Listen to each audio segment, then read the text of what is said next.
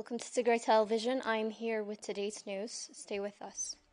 President Debretsion Gebremichael welcomes an AU mediation panel members led by Olusegun Obasanjo at Ma'ala Alula Banaga International Airport today.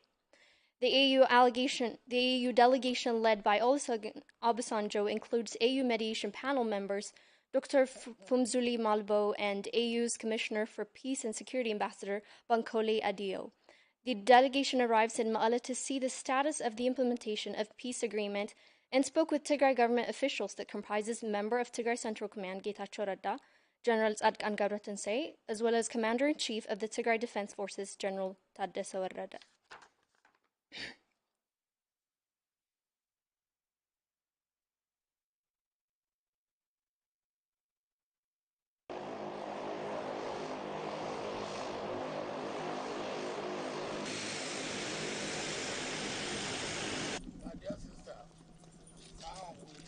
Welcome with you now. Hey, how are you?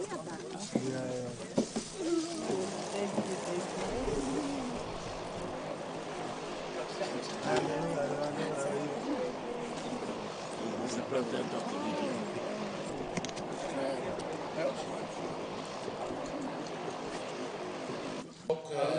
I'll do the translation.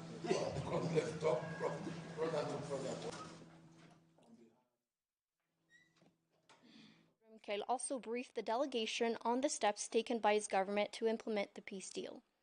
President Debretsion told the delegations that discussions on the agreement have taken place in different parts of Tigray, including in the military ranks in the Tigray Defense Forces. According to Ambassador Wandimmu Asammenow, Tigray government officials stated that the main problem to the peace agreement is atrocities being committed on Tigrayans in occupied areas. He says Eritrea wants to provoke us into another round of war.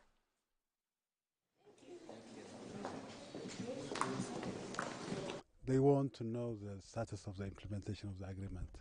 And whatever it is, if there are some problems, they come to help us. And on our part, President Debretsion briefed them on what we have done in terms of implementing the agreement. And the first thing he told them is that, as you know, this is a very complex and grand agreement, and it requires consensus across the society in our community. So we had undertaken a series of discussions across the whole society, including political leaders, party functionaries, government officials, military personnel from up to the bottom.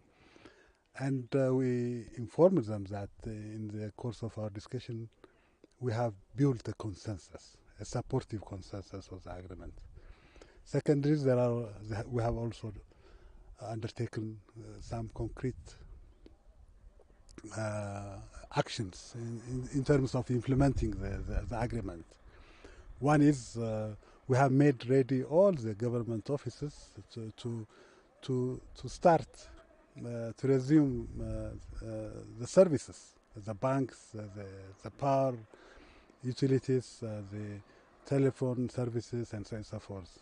We are waiting our Ethiopian counterparts to come and start it. Secondly, as you media people, you have been oriented in war time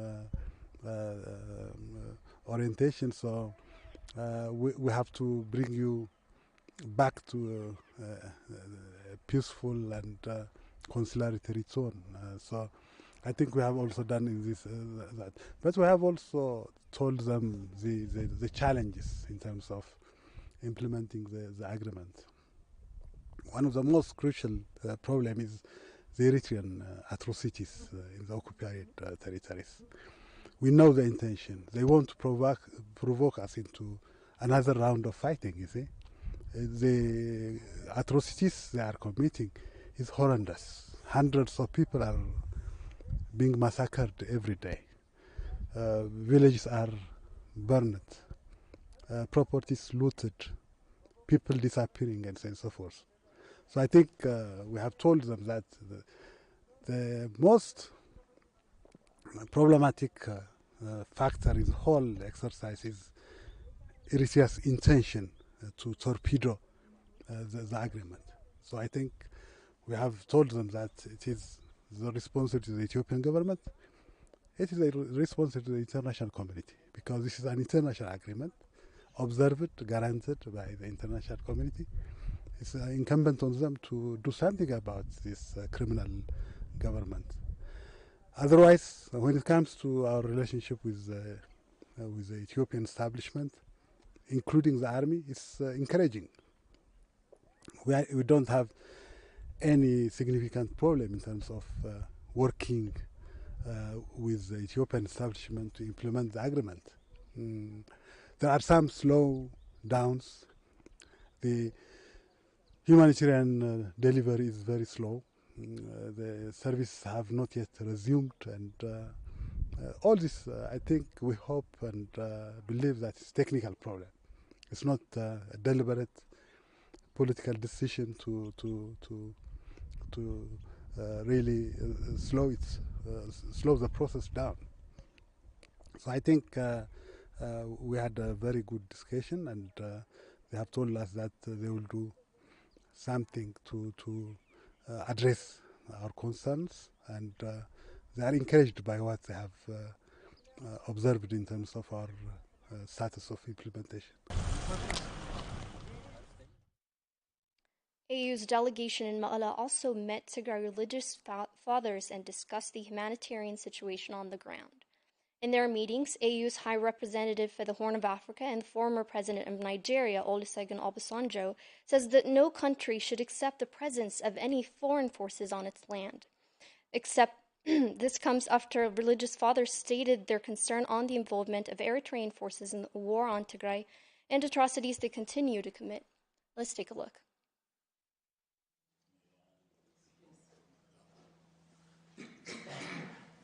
And all along, these issues, among others, have been the issues that we have been talking about.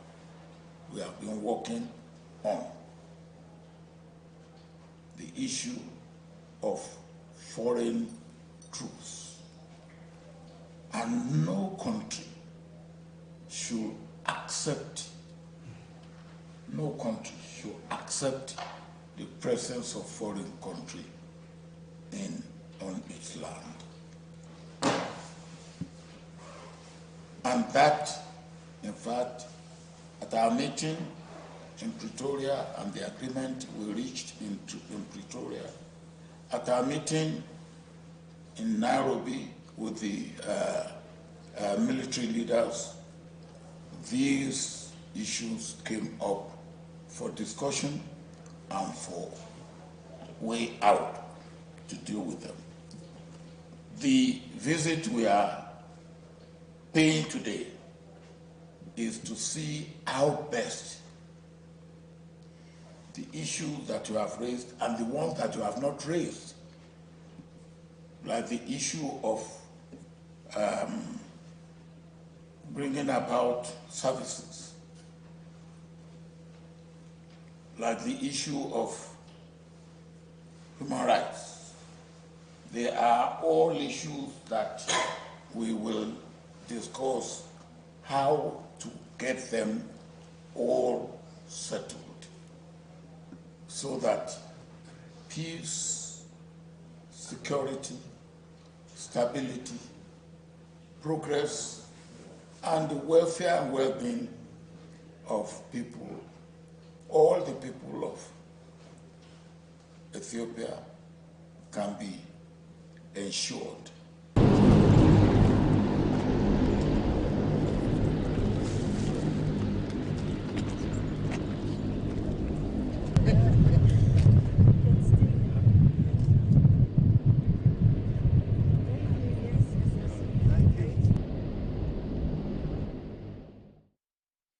On the International Day for the Elimination of Violence Against Women and the beginning of 16 days of activism against gender-based violence, Amnesty International calls on mediators in the ongoing peace process in Ethiopia to prioritize justice for survivors of sexual violence in Tigray.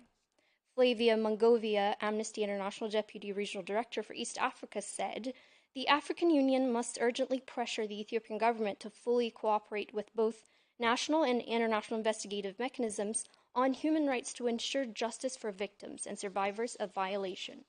She added that the Ethiopian authorities must urgently allow unfettered access to the International Commission of Human Rights Experts on Ethiopia and the African Commission on Human Peoples' Rights to enable investigations to take place, and to ultimately ensure accountability of those responsible for atrocities in Tigray's 2-year war for justice. And on the 2nd of November 2022, Amnesty International has launched a campaign which highlights the atrocities committed in Ethiopia.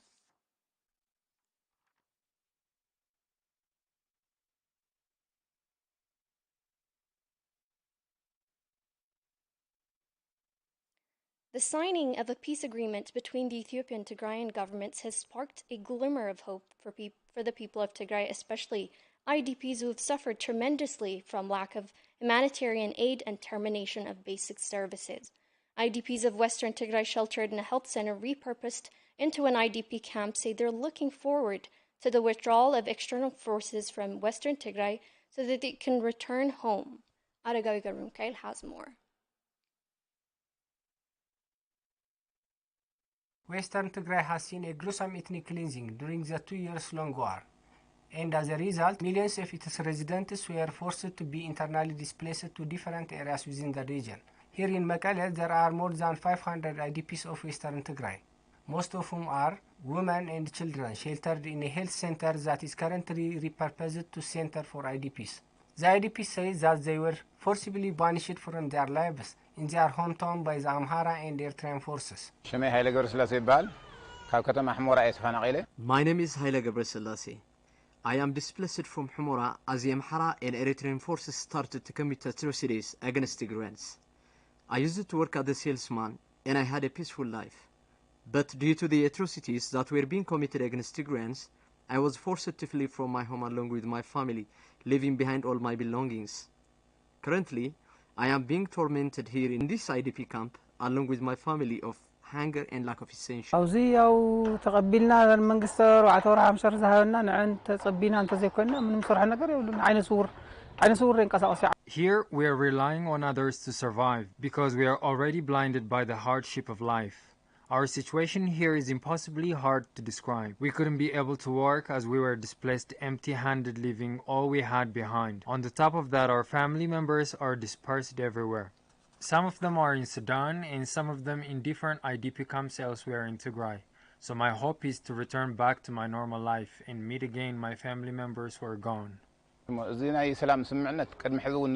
We're glad that a peace deal is signed because we were looking forward to it. We never should have been treated in this way in the first place, as we are Ethiopians.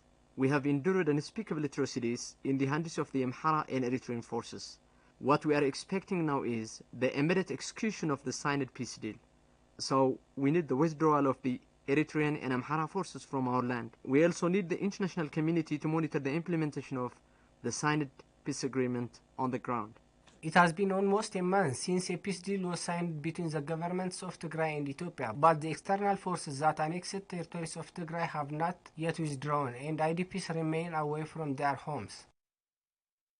Ethiopia's health minister says $1.4 billion is needed to rebuild health facilities that have been destroyed by the war on Tigray.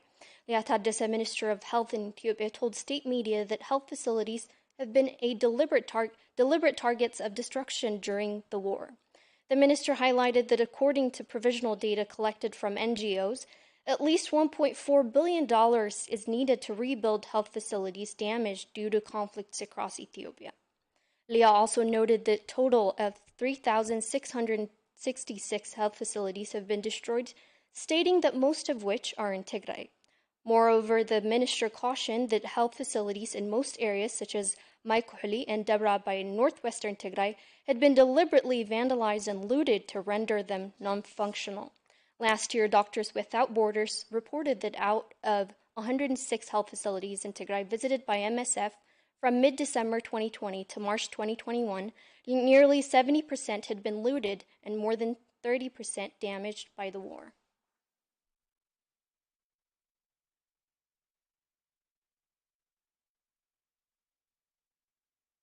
But that wraps up our news for the hour. Thank you for tuning in.